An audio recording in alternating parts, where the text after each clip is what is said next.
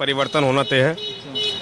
परिवर्तन इसलिए भी तय होना है कि अगर हाल ही के आप चुनावों को देखेंगे, उनके कुछ आंकड़े आपके सामने रखता हूं। कितना वोट पड़ा है?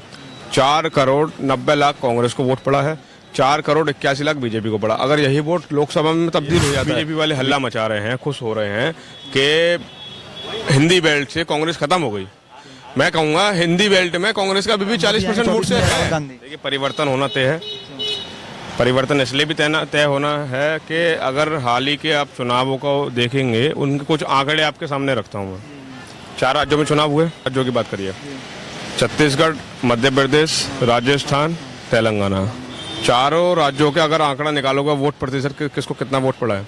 4 करोड़ 90 लाख कांग्रेस को वोट पड़ा है, 4 करोड़ 81 लाख बीजेपी को पड़ा। अगर यही वोट लोकसभा में तब्दील हो जाता है तो बीजेपी का सुपड़ा वैसे ही हो जाएगा। ऐसे 4 राज्यों में मतलब वहाँ पे सीट तो ज्यादा देती है ना बीजेपी, सरकार भी बीजेपी की बनी है। 40 अभी एक बात बताइए, बीजेपी वाले हल्ला मचा रहे हैं, खुश हो रहे हैं कि हिंदी बेल्ट से कांग्रेस खत्म हो गई। मैं कहूंगा हिंदी बेल्ट में कांग्रेस का अभी भी 40% वोट शेयर है। कांग्रेस मध्य प्रदेश में सरकार बना ली थी अपने नेताओं के बड़बोलेपन पे। और राहुल गांधी भी बढ़ चढ़ के प्रचार शायद नहीं किए, मतलब मेन हार का वजह भी राहुल गांधी नहीं। बिल्कुल, देखिए, अगर जीतेगी कांग्रेस तो जीत का श्रेय भी कांग्रेस राहुल गांधी को जाएगा, हारेगी तो हार का भी श्रेय राहुल गांधी को ही जाएगा।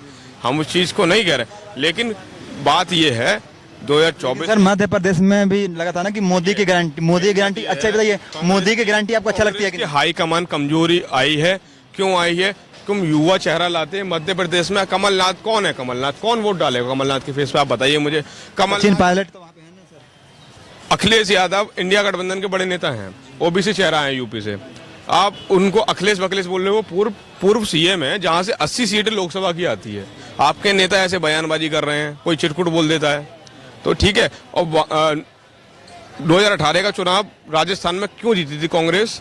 केवल ऐसा बीच में नौबत आ गया था कि सचिन पायलट बीजेपी में भी आ सकते थे। सचिन पायलट बीजेपी में कभी नहीं जाएंगे। मतलब ऐसा माहौल बन गया था ना कि सरकार बीच में ही गिर जाने वाली थी। मतभेद रहते हैं, अलग भी हो गए थे सर पार्टी से।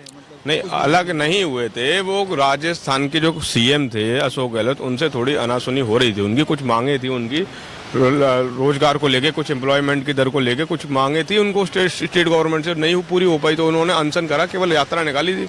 बाकी उनकी मीटिंग हुई, सब कुछ तय क्लियर हो गया। ये था। जैसे कि राहुल गांधी प्रधानमंत्री बन पाएंगे 24 में, आपको लगता है? ये प्रधानमंत्री राहुल गांधी नहीं बनेंगे। ऐसा है कि इंडिया गठबंधन से हम नीतीश कुमार, हम अरविंद केजरीवाल के फॉलोअर हैं। अरविंद केजरीवाल एक ऐसा नेता है जो नरेंद्र मोदी का खात्मा करेगा। राहुल बनाम मोदी करोगे तो नरेंद्र मोदी फिर जीत जाएंगे। लेकिन सर आप देखो ना, यहाँ पे दिल्ली में ही हिंदी बेल्ट में है।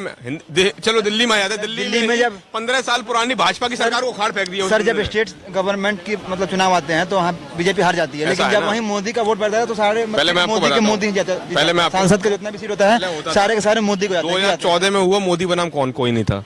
2019 में हुआ मोदी बनाम कौन? कोई नहीं था। आपको लग रहा है 24 में इसलिए होगा, उस बंदे की 2 राज्यों में सरकार है। मोदी के ही गढ़ में जाके 16% वोट शेयर लिया था, 5 विधायक लिया था। सर अभी